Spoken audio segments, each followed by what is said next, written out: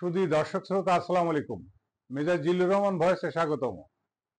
গোটা জাতি ঈদ উল ফিতর অনুষ্ঠানে সকলে পরিবার নিয়ে আত্মীয় স্বজন নিয়ে আনন্দ ঈদ উদযাপন করছে।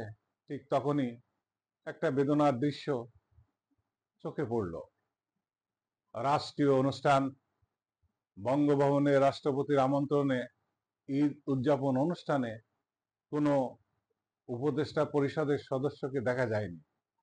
শুধুমাত্র সেনা প্রধানকে দেখা যায় সেই আমন্ত্রণে সাড়া দিয়েছেন। রাজনৈতিক বিশ্লেষক, সুশীল সমাজ সকলেই মনে করছেন এটা কিসের বার্তা জাতির কাছে যাচ্ছে? তাহলে কি সরকারের মধ্যে দ্বৈত প্রশাসন চলছে? কেন উপদেষ্টা পরিষদের কেউ সেখানে উপস্থিত হলেন না? থাকতে পারে রাষ্ট্রপতি আওয়ামী লীগের মনোনীত রাষ্ট্রপতি, কিন্তু তিনি যত সময় এই চেয়ারে আছেন তিনি তো বাংলাদেশের রাষ্ট্রপতি। তিনি কোন দল করতেন, কোন দলের অন্ধ অনুসারী, সেটা ভিন্ন সমালোচনা আমরা করে থাকি। কিন্তু রাষ্ট্রীয় একটা অনুষ্ঠান যেখানে রাষ্ট্রপতি ওই চেয়ারে বসে আমন্ত্রণ জানিয়েছে, এটা শিষ্টাচার, সেখানে সকলের উপস্থিত হতে হবে। তা না করে রাজনীতিবিদরা তারা কি বার্তা জাতিকে দিলেন, এটা তো কোনোভাবেই কাম্য নয়। নিতান্ত ছেলে খেলা ছাড়া আর কিছুই না। আমরা কোনোভাবেই ভালো চোখে দেখতে পাচ্ছি না। রাজনীতিতে মতবিরোধ থাকবে, দূরত্ব থাকবে, তো জাতীয় স্বার্থে, জাতীয় ইস্যুতে সকল রাজনীতিবিদদের এক হতে হবে। এখানে একটা উদাহরণ আমার মনে পড়ে। দেখুন, 1965 সালে পাক ভারত যে যুদ্ধ, এই যুদ্ধের শান্তি চুক্তির জন্য তখনকার ভারতের প্রধানমন্ত্রী শ্রী লাল বাহাদুর শাস্ত্রী, তিনি তাশকান্ত, উজবেকিস্তান, তখনকার সোভিয়েত রাশিয়ায়, সেখানে গিয়েছিলেন।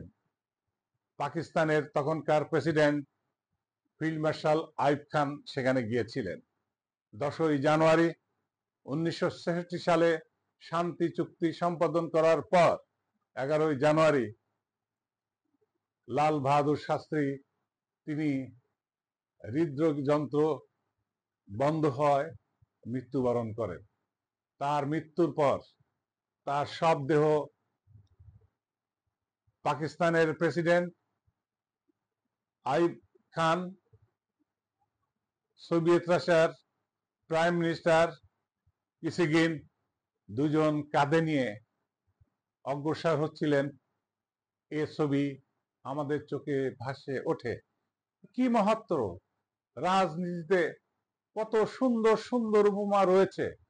বিবদমান যুদ্ধে দুটা জাতি যেখানে রক্তক্ষয়ী সংগ্রাম করেছে, হতাহত হয়েছে, অনেক যুদ্ধবন্দী রয়েছে, তার মধ্যেও